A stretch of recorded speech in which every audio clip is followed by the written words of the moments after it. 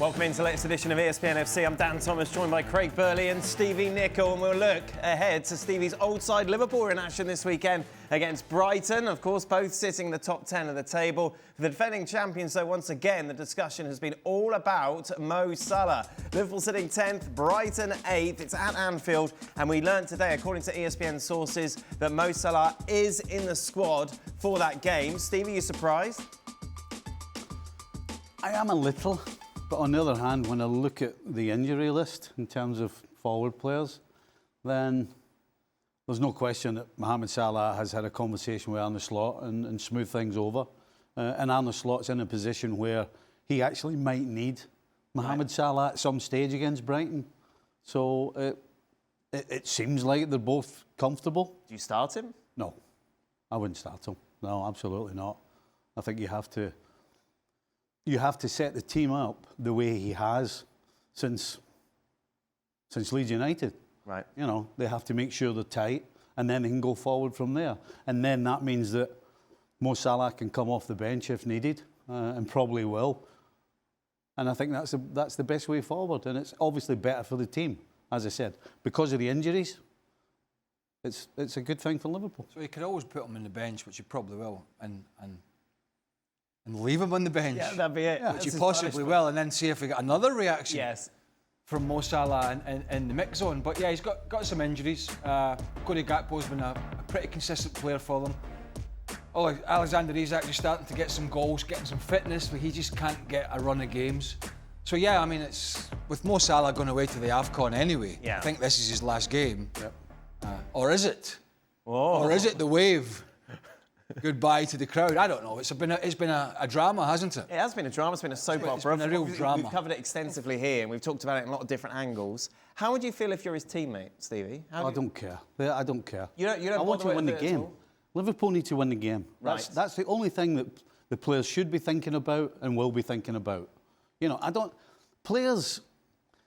Players will have their opinion of whether he should have said anything, when he should have said it, should he have been in the mix. At the end of the day, they don't care. They want to win a game. Right now, Liverpool need to get points. And if it means Mo Salah's on the bench, then that's good. Because they understand that if Mo Salah can produce what he's capable of, then guess what? It's going to help them get a result. Because that's what they need. So I don't think the players have any problem with that at all. Look, I don't know about your experience. My experience is players don't really care if another player falls out with the manager. No. If he's a problem in the dressing room, and he's falling out with other players, and he's a bit of a snake in the grass and a backstabber. But is it not quite snobbery from him to say, look, I'm better than you lot. I deserve to be in the starting 11. It doesn't matter what I do. Yeah, I mean, there is a little bit of that, but I don't think the players will... I think the players will just see... The players will just see it as somebody who has basically thrown his toys out of the pram. And he's extremely unhappy. And everybody reacts a little differently. Some go and knock on the manager's door and have a quiet word. Some say nothing, just buckle down and train and do it that way. But he obviously, as a superstar, has gone about it a different way, a great way for the media.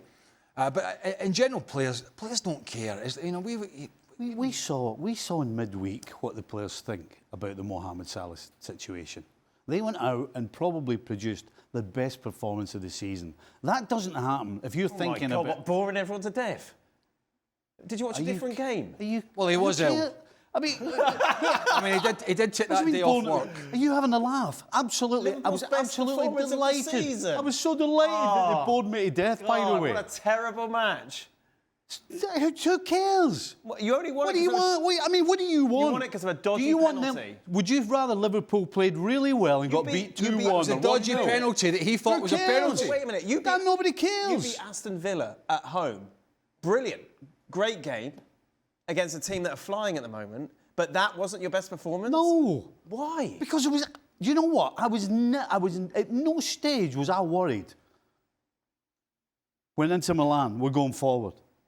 No stage in this game. Liverpool, for the most part, were in control of this game away from home in Milan. Have you watched Liverpool? If Liverpool was so inspired by... Dan, nobody cares. You've got to start somewhere. No, wait a minute. But then why didn't they win the other games that Mo Salah didn't play? I've just told you that the fact that they went to Milan and won 1-0 and were comfortable for the majority of the game away from home in the Champions League, that tells you what they think about Mo Salah with all the carry-on. I'm sorry, that makes no sense. Well, it makes no sense to you. Well, it makes no sense because makes no if you sense drop to Mo you. Salah and then you go on a great run... Had Liverpool gone to Milan and got beat 3-0, then maybe we could say, well, you know what? Part of the problem was the situation with Mo Salah. The fact that there was... The fact that the control... Whether you want to be bored or whether you want exciting football makes no difference. Why bother getting him back? If you're so great without him. You're just asking a stupid question Are you- because I didn't agree with what you said. It's what you're trying to say is you were happy with they looked a lot more solid. Absolutely. Rather than it was spectacular. Was I watching a different game than this guy? Were they in control of the game away from home, It was the majority? It was as comfortable as they've been for a while without playing great. Did enough. Again, I don't care if they don't look like Brazil in the pomp. Look at you, your wee smirky face. You must be feeling better. Oh, he's feeling great. Look at the wee smirky I face. just can't believe... Didn't you see him with Xabi Alonso? I can't believe at the end of that game, that's the greatest performance I've seen from Liverpool this season. I'm so proud. This is us turn the corner. Well, he was on his deathbed that day, wasn't he? Watching Liverpool this year, as no question, a fan, a supporter of Liverpool, it has been absolute. I mean, you So what we're going to get from Liverpool tomorrow? Complete panic mode. So what we're getting from Liverpool tomorrow? That's the question. Because Brighton are a really funny side. They could be up there or down there. All I said was that set him off. Right. Was that the performance in Milan, right, showed that the Mohamed Salah carry on hadn't affected them that much. Correct. But apparently, according to Dan, it has to. Are you kidding? What are you talking about? I didn't say it. Excuse me, I didn't say it had to affect them at all. What were you talking about? I can't believe that you watched that game and were so excited about the prospect. No, I think what you said was... I never said I was excited. Best performance of the season. Exactly, best performance of the season. How can that not get you excited? Well, I wasn't excited. I was calm. I was absolutely the opposite of excited. I was very, very calm watching it. So if they found their mojo... And I was pleasantly surprised. If they found their mojo and they're so good now, why have you got doubts going into the game? Again, you're coming up with another stupid question. Nobody said they'd found their mojo. All I said was they proved the point that they're capable of going to Milan and winning a game without Mo Salah. Right. So it clearly didn't affect them that much. If they can go to Milan and do it impress you so much, surely they can do it at home against Brighton. Well, you were the one that brought it up. There have been performances, apparently, according to you, Aston Villa. Why can't all of a sudden everything's rosy in the garden? Well, we thought it was actually after Aston Villa and Real Madrid, didn't we? Well, no, we didn't. Who said it was rosy? I think there was definitely some. You tell me that I said everything was sorted. We're all good. Everything's good. We're all done. After Madrid. No. No, exactly. Well, what are you talking about then? Well, I think there was a general consensus that this was an improvement. Robbie, did you watch the show when you were ill? Nobody said that. All we said was, you know what? That's a start. Right. A good performance is a start. Okay, good. And then being we don't know. And his question is, what we're going to get as Brighton? Yes. And my answer is, I don't know. Right. I don't know. So Wednesday doesn't count for any. The result against Milan doesn't count for Well, that wasn't your question. Your question was Mo Salah. I just told you that Mo Salah clearly hadn't affected them that badly. Right. Because they put a performance on so why against can't they Inter put a Milan performance on away. against Brighton? So it's another Why can't game. they do it against Brighton? Well, because they've shown that they can't string two good performances together so far this season. Right. They're not going to win. They're not going to win a title. Does that come as a surprise to you, or is everything rosy now that they won in Milan? Apparently, Well, that's the way you sold it. They're not You're going the one who brought it up. They're not going to win a title now, so they need to start getting results because they're not. Obviously, they're too far behind. They're too inconsistent. You can't turn this kind of form around to go on a title charge, which we thought they would be doing at the start of the season. However, their objective now has to be top four for the Champions League next year, for the money and all that comes with it and the players, and that's in jeopardy.